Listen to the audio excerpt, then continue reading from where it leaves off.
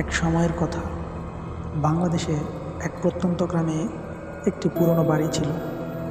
সেই বাড়িটা গ্রামের সবার মধ্যে ভয়ের কারণ হয়ে দাঁড়িয়েছিল। লোকমুখে শোনা যেত বাড়িটাতে রাতের বেলা সব অদ্ভুত ঘটনা ঘটে। কেউ কেউ আবার বলতো রাতে সেখানে অদ্ভুত শব্দ শোনা যায়, আবার কেউ বলতো অনেকে আলো জ্বলে উঠতে দেখেছে।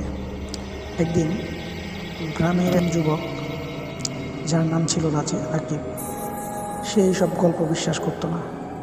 সে ভাবল এতদিনের এই ভয় আসলে কিছুই না, হয়তো মানুষের কল্পনা।